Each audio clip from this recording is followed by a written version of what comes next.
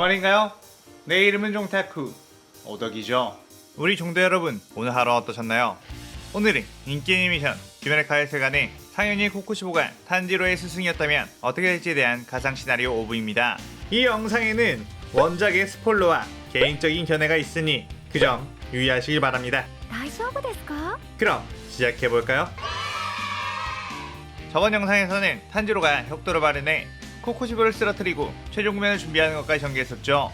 저번 영상을 보지 않으신 분들은 보고 오시는 게 이 영상을 이해하고 즐기는 데 수월하니 보고 온 거 추천드리고요. 이 가상 시나리오 컨텐츠는 원작의 고증을 철저히 따라가는 매끄러운 진행이 되지 않기 때문에 어느 정도의 설정으로나 능력치 보장은 이해해 주셨으면 좋겠습니다.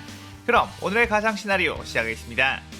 탄지로와 주들은 최종 구면을 앞서 합동 강화 훈련을 하고 있었고, 무이치로는 지난번 교코와의 싸움에서 발휘했던 반점에 대해서 주들에게 이야기를 했고, 탄지로 역시 반점을 가지고 있었기에 전투력을 상승시키려면 반점을 발현해야 하는데, 코코시보의 말대로라면 반점을 발현한 자는 오래 살지 못하고 단명하게 되는 부작용이 있다고 했죠. 그렇게 반점을 발현하기 위한 수련은 자율에 맡기겠다고 했습니다. 그러자 단 한 명이 주도 빠지지 않고 반점을 발현하기 위해 수련에 참가했고, 그들은 어차피 무자를 죽일 수 있는 기회가 이번 말고는 없을 수도 있으니 주의 계급에 있는 만큼 모든 걸 다 걸고 싶다고 했죠. 그러면서 누구보다 혈기, 무장에 대한 정보를 많이 알고 있는 타마요를 귀살대 본부로 초청을 했고, 타마요는 무한성으로 들어갔을 때 전략에 대해서 주들과 이야기를 했습니다. 그리고 남아있는 12개월의 혈기 도오마에 대해서도 미리 정보를 제공했죠. 시노부는 도오마의 얘기를 듣고 그가 필시 언니 카나에를 죽인 원수라는 걸 알았고 꼭 그는 자신이 죽이고 싶다고 했습니다. 그렇게 어느 정도 주들이 반전 발현을 성공시키게 되자 무한성으로 출격하게 되었고, 유시로는 자신의 혈기를 통해 무한성의 빈틈을 노려 그곳으로 들어가게 되었죠. 그렇게 무한성에 침입을 하자 그곳에는 이미 수많은 혈기들이 득실거리고 있었는데, 부자는 상현의 혈기들이 전부 기살대에게 대치가 되자 엄청난 불안에 휩싸였고 혈기들을 마구잡이로 늘려 무한성을 지키게 하고 있었습니다. 그렇게 시작된 최종 결정, 주들은 2명씩 짝을 지어 혈기들을 쓸어버리기 시작했는데, 무잔히 급조한 혈기들은 숫자만 많지 강한 혈기들은 없었고 강해진 주들의 검술 앞에는 그저 벌레 수준이었죠. 일단 타마의 말대로 무한성을 귀찮게 계속 움직일 수 있는 나키멘을 잡으러 가장 스피드가 빠른 음주우지 탱겐과 최고의 테크니션인 사조 오바나이가 나섰고, 충주 시노부는 도우마를 찾기 위해 뛰어다녔습니다. 그렇게 만나게 된 도우마, 시노부는 도우마를 보자마자 한눈에 알아봤고 도우마 역시 시노부를 보고 카나에를 떠올렸죠. 도우마는 그저 예쁜 여자를 먹을 수 있겠다는 생각으로 실실 쪼개고 있었는데, 그 순간 풍주 사네미와 수주 기우가 양옆에서 튀어나와 도우마를 공격했습니다. 사네미는 자신이 좋아했던 카나에를 죽였기에 불이 나게 뛰어왔고, 기우는 왠지 모르게 시노부가 걱정돼서 불이 나게 뛰어온 것이었죠. 도우마는 그들에게 얼음 혈기를 뿌렸고 그들이 자신에게 접근을 하려다 폐에 냉기 열정이 들어가길 기대하고 있었습니다. 하지만 사네미와 기우는 제자리에서 엄청나게 동작이 큰 각자의 호흡을 날렸고 냉기 열정들은 그 풍압에 전부 흩어져 버렸죠. 도우마는 이 짧은 순간에 냉기 열정들을 간파했다고? 라는 생각으로 엄청나게 놀랐습니다. 하지만 그건 타마야가 알려준 도우마의 수법이었고, 도우마의 수법은 앞서 코코시보가 전부 파악해 전해준 것이었죠. 그렇지만 도우마에게 결국 접근을 하지 못하면 쉽게 잡을 수가 없었고 그들은 계속해서 대치를 하고 있는 상태였습니다. 도우마는 이들이 자신의 혈기술 때문에 접근하지 못한다는 걸 알고 얼음 분신을 소환해 그들을 원거리 공격으로 압박해 말려 죽이려고 했죠. 사네미는 도우마의 얼음 분신과 치열하게 싸우며 그 녀석은 아직인가? 라는 말을 했습니다. 그 순간 엄청난 뜨거운 불길과 함께 탄지로와 큐즈로가 그 얼음 분신들을 전부 베어내며 태워버렸고 그대로 도우마에게 뛰어갔죠. 도우마는 그들에게 얼음 혈기술을 날렸지만 혁도를 터득한 탄지로의 헤어호흡에 전부 녹아버렸고 도우마에게 가는 길을 열었습니다. 그 순간 빠르게 기와 사네미, 시노부가 도우마를 공격했고 도우마는 목을 내어주지 않으려고 여기저기 뛰어다니며 피했는데, 그 순간 어떤 일직선상에서 엄청난 투기가 느껴졌고 반전 발현한 랭고 큐즈로가 화염의 호흡 5위 연옥을 시연해 그대로 도우마의 몸통을 베어버렸습니다. 그렇게 두동강이 난 도우마의 상체를 시노부가 벌레 호흡으로 찔러 순간 약화시켰고 사네미가 바람의 호흡으로 갈갈기 찢어버렸죠.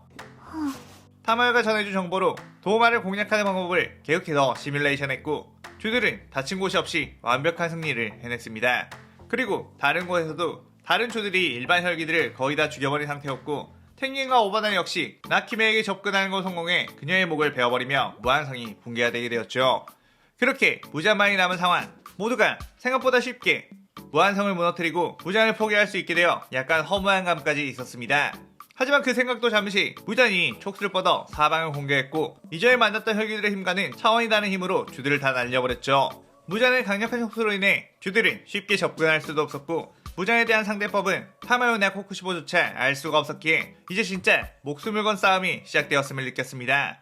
주들은 침착하게 방어에 특화된 검술을 사용하는 주들과 공격에 특화된 검술을 사용하는 주들이 2인 1조가 되어 서로를 지키며 싸웠고 모두가 서서히 싸움에 적응을 하며 무장의 몸을 칼로 베는 것까지 성공했죠. 하지만 무장의 재생 속도는 칼이 베임과 동시에 몸을 회복했고 일부러 자신의 몸을 내어주며 가까이 온 주들을 쳐냈고 그 공격에 맞은 여러 주들이 큰 상처를 입게 되었습니다. 그때 탄지로가 혁도를 발휘한 후에 무장에게 덤벼들었고 무장의 순간 탄지로에게서 요리이치의 기운을 느끼며 공포가 엄습해왔죠. 하지만 요리이치에게서 당한 이후에 다신 그런 굴욕을 당하지 않으려 자기 나름대로 힘을 키워왔고 탄지로의 헤어호흡을 피해내며 공방전을 펼쳤습니다.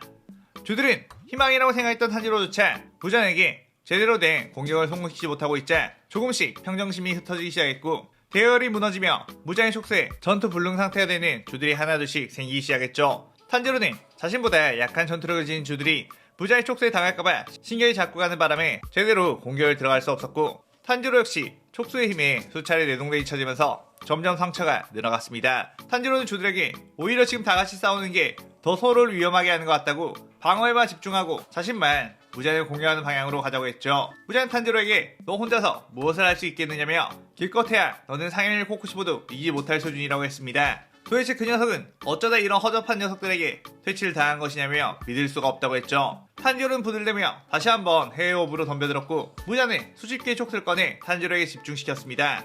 그런데 그 순간 무장의 촉수들이 전부 잘리면서 탄지로의 앞길이 트였고 탄지로는 그대로 나아가 무장의 몸을 혁도로 베어냈죠. 무장은 엄청나게 고통스러워하며 이게 뭐지? 라고 했고 다시 촉수를 탄지로에게 날렸는데 또다시 그 촉수가 중간 부근에서 잘렸고 또다시 탄지로가 무장의 팔을 잘라내버렸습니다. 그때 촉수를 잘라버린 공격에는 초승달 모양의 장벽들이 여기저기 날아다니고 있었고 탄지로와 무자는 둘 다 그걸 보고 깜짝 놀랐죠. 그러자 무자는 자신의 원주의로 강력한 폭발이 일어나는 혈기술로 주변의 모든 것을 날려버렸고 어떤 부적이 날아가며 코쿠시보의 모습이 보이게 되었습니다. 탄지로는 어떻게?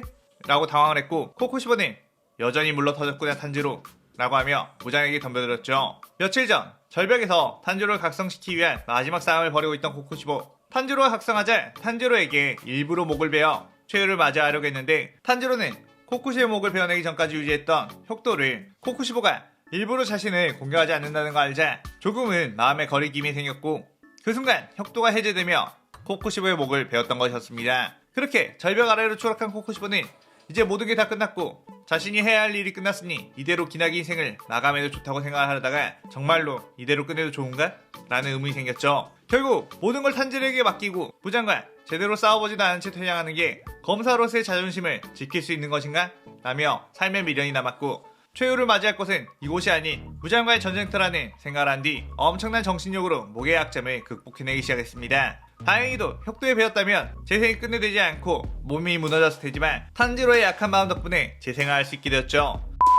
그 뒤 최종 결전이 시작되기 전 타마요를 은밀히 만났고 타마요는 유시로의 혈기술로 기척을 지우고 탄지로의 위기 순간에 무잔의 허를 찌르라고 했습니다. 무잔은 코쿠시보가 자신을 배신했다는 것에 엄청나게 분노하며 코쿠시보에게 촉수를 날렸고 코쿠시보는 달의 호흡으로 그것들을 쳐냈죠. 그때 탄지로는 더욱더 빨라지고 강력한 헤어호흡을 씌워내 무장의 품 쪽에 들어가 베어버렸는데 지금까지 마음 함께 남아있던 코쿠시보에 대한 죄책감이 코쿠시보가 살아있음을 알자 사라지게 되었고 온전한 마음으로 전투에 집중할 수 있게 된 것이었습니다. 그렇게 코쿠시보의 달의 호흡과 탄지로의 헤어호흡이 교차되며 무장을 베어내기 시작했고 그 모습을 본 다른 주들은 아름다운 검술의 교차에 넋이 나갈 정도였죠.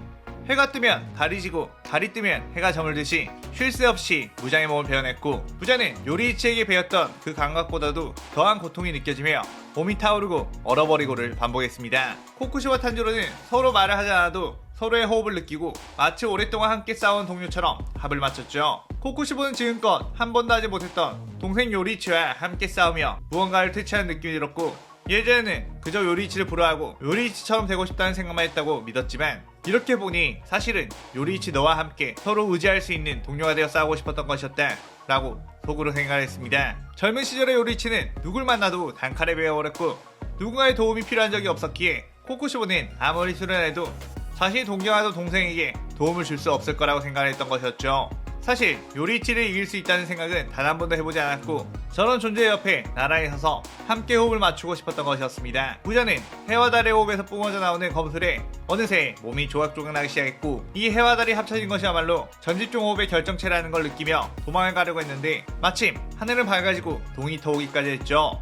부자는 코코시보에게 지금 이대로라면 너도 나도 태양에 의해 소멸하고 말 테니 어서 나를 데리고 그늘로 피하라고 애원했고 코코시보는 부자의 머리를 칼로 콱 찌른 후 그늘보다 더 좋은 곳으로 데려가 주지 라고 했습니다. 그리고는 그 자리에서 꼼짝도 하지 않았고 마침내 태양빛이 그들에게 닿자 둘의 몸은 붕괴되기 시작했죠. 부자는 황급하게 좋은 곳으로 데려가 준다면서 라고 외쳤고 코코시보는 그래 부자 나와 함께 지옥으로 가는 거다 라고 했습니다.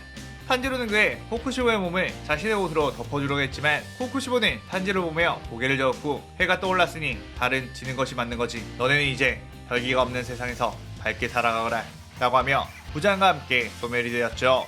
탄지로는 기쁨과 슬픔이 교차하며 눈물을 흘렸고 당신을 도저히 용서할 수는 없겠지만 검사로서의 당신은 참 존경스럽고 감사했습니다 라고 말했습니다. 그렇게 부자는 대체가 되었고 귀살대 주들은 승리를 자축하며 서로 껴안고 기뻐했죠. 그 후 타마요는 부자의 피를 연구해 혈기를 인간으로 되돌리는 약을 개발하게 되었고 타마요 유시로 네즈코는 인간으로 돌아올 수 있게 되었습니다. 그 후 귀살대는 해체가 되었고 모든 주들은 각자 흩어지며 이 시나리오 5부가 끝이 나게 되죠. 드디어 종타쿠 가상 시나리오 최초로 5부까지 가게 되었는데 아무래도 오리지널 캐릭터를 가지고 만들다 보니 많은 분들이 즐겨주시는 것 같네요. 흥미로운 캐릭터를 가지고 설정을 해보니 몰입감도 높아지고 밸런스도 잘 만든 듯해서 만드는데 저 또한 재밌었습니다. 이왕 이렇게 긴 시나리오를 만들었으니 원작의 악어 작가가 제대로 만들어 놓지 못한 해피엔딩 에필로그를 다음 영상에 만들어 볼까 생각 중인데 여러분들이 이 시나리오 에필로그를 원한다는 댓글을 많이 남겨주시면 만들어 보겠습니다. 오늘의 가상 시나리오에 대한 감상평 많이 남겨주시고 저는 다른 영상을 들고 찾아오겠습니다. 오늘 영상 즐겁게 보셨다면 구독, 좋아요, 알림 설정 누르는 거 잊지 마시고요. 그럼 오늘은 이만 사요나라.さようなら。